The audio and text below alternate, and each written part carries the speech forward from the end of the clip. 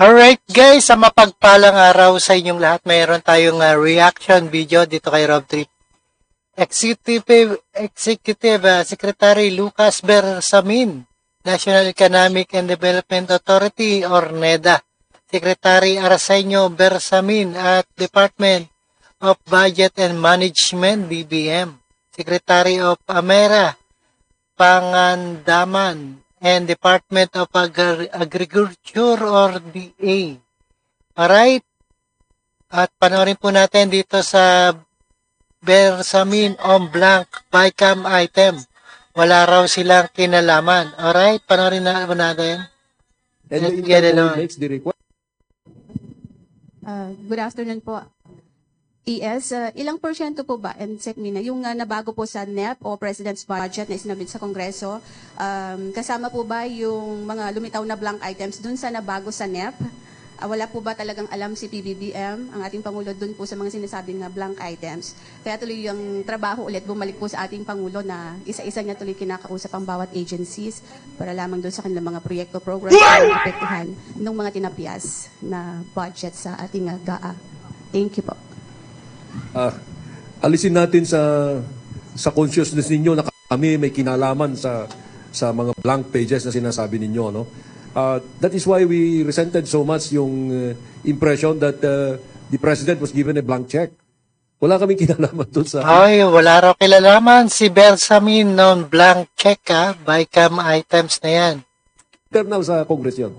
And that is why we also respect the boundaries by not commenting kung sino yung to be blamed or not. No, but I'm sure that we did not benefit at all from the blank spaces that are being peddled around. Kaya namin sinasabi na fake news yan dahil binibintang kay Presidente yung pag-fill up. Even if that is not what they said, that is the impression they want to give to the public, which is very wrong, very malicious. Kaya I came out with a very strong statement dyan, and the President was very blunt also in saying that whatever the former President was saying about this is a lie. Gusto kong malaman ng taong bayan na wala talaga kaming kinalaman dyan.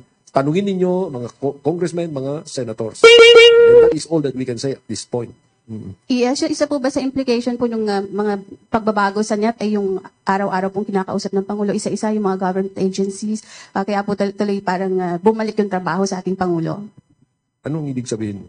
Dahil po doon sa mga binago sa NEP, kaya po napilitan ng Pangulo na isa-isang kausapin yung mga government agency po. Consultation ang tawag dyan, ano? Because, of course, the President always wants to know kung ano ang pangangailangan ng mga opisina na nasa executive. So, kung merong lumabas na nabawas dun sa GAA, sa NEP na sinugbit namin sa Congress, siyempre, si Presidente gusto niyang malaman kung ano yung magiging epekto sa mga agencies na nakaranas ng gano'n. Okay? Hindi naman, there are areas na yung NEP dinagdagan, pero hindi masyadong pansinin yon. Yung mga binawasan sa NEP, yun ang mga pinansin namin. I-assess na lang po. Meron po bang from Kong Ungab na nagpunta po sa inyo para ipakita yung claim nila na may mga blank items po talaga? Hindi namin kailangan kausapin si Congressman Ungab. Siya ang magpapatunay sa kanyang sinasabi. Kasi wala kaming kinalaman sa kanya. Wala kaming kinalaman sa blanks. That's his invention. If there were really true omissions, let the Congress, the lower house or the upper house explain kung meron. Pero patunayan muna kasi ang hirap sabihin niya na meron talaga. Hindi namin alam eh. Wala kami, up to that point, hindi kami involved. Alright, kilalaman daw itong si Bersamin sa blank bycam item. Kaya at dinadawit daw si PBBM.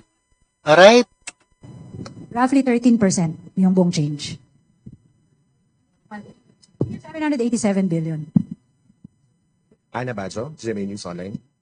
Good afternoon po kay ES. Other matter lang, sir. Are we changing our position po when it comes to ICC? Because Secretary Remulla mentioned that we're having a softened stance when it comes to the probe on the drug war. Na ganito yung sa ICC, we have withdrawn from the ICC, membership from the ICC, and that withdrawal is already in effect. Pero we have been very clear in our statements regarding this. If the ICC makes a move and courses the move through the Interpol, and the Interpol makes the request to us for the arrest or delivery of the custody of a person subject to ICC jurisdiction, we will respond favorably or positively to the Interpol request kasi nagbe-benefit din tayo sa Interpol in other cases. Hindi naman pwedeng sabihin na, oy, kung ICC ang nag-request sa inyo to come to us, hindi na namin kayo papansinin. Kung tayo ang magre-request sa Interpol, hindi na rin tayo papansinin yan. Because that is committee, ang tawag doon eh. Committee. Pakikipagkaibigan, pakikipagmabuting you know what that means, no? Okay. Sir, ano po yung sinasabi niyang mga areas of cooperation na pwedeng gawin ng Philippines and ICC? Well, Yun po ba yun? Ganito yan, ano? Wala namang definite na o klaro na sinabi na magko-cooperate kaagad. Okay? I do not even know kung ano ang ibig sabihin ni Secretary Boying. But as far as experience as given to the government shows, yung request ng Interpol should always be respected. Because the Interpol is also doing a service in other areas similar to this. So, that's the meaning of committee. Oo. So sir, yung position po ng government, ng Philippine government or ni PBBM sa ICC is still the same? Well, yung position is, wala na tayo sa jurisdiction ng ICC. Pero that does not necessarily mean, because of what I just said, that does not necessarily mean that the order of the ICC enforced through the Interpol is to be ignored. I'm not saying na yung ICC ang inaano natin, yung Interpol ang pinagbibigyan natin. Thank you po. Pia Gutierrez, ABS-CBN. Yes, can we get a comment lang dun sa sinabi ng Makabayan that the president is deliberately blocking the impeachment of Vice President Duterte in Congress. She's referring to yung nangyayari daw po na hesitation to initiate impeachment proceedings na may kinalaman daw po dun sa earlier admission ng Pangulo that he told lawmakers not to file impeachment complaints against the people. Ganito. Ayan, kaya na in-impeach, no? Para hindi makatakbo itong si VP Sara sa 2028 election ng presidente. Kasi ito ay isang malakas na kalaban sa politika ni BBM.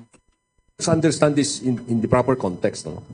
Ang tinanong kay Presidente is, are you in favor of impeachment? Siyempre, hindi niya sasabihin na in favor siya or he's not in favor because that is the prerogative of the Congress. You know that under the Constitution, the impeachment must emanate from the lower house. Okay? Now, if the President has made a statement at all about that process, it is only an opinion that he stated because he probably, the thinking of the President is that might be distracting us from our agenda and our move forward. No? But we do not say to the lower house because we cannot dictate. It is a co-equal, it belongs to a co-equal branch of government. All we were saying, the President was saying to the lower house is, this is my position. But he's not blocking. He's not blocking. He cannot do that. Because it is the discretion of the collective of the lower house. If they decide to initiate, there is no way of preventing that. You remember, 10 years ago, si Speaker Manny Villar, no? When he endorsed the impeachment complaint against President R. No one could have prevented him kasi diniretso niya yung impeachment complaint sa Senate. And immediately the Senate acted. So that's all. We have autonomy, independence, and so on. We cannot dictate on the other branches of government. At dito na po nagtatapos. At dito na po nagtatapos ang ating press briefing ngayong tanghali. Maraming salamat po, Executive Secretary Lucas. Alright, ayan na, Bersamin ang blank bycam item. Ayan, wala kaming kinalaman, hindi kami nakinabang. Ayan, sabi ni Bersamin ng Executive Secretary Lucas Bersamin yan. Alright, maraming salamat sa panonood at pakikinig dito kay Rob Trip. And see us again sa ating the next one, sa ating reaction video. And peace out.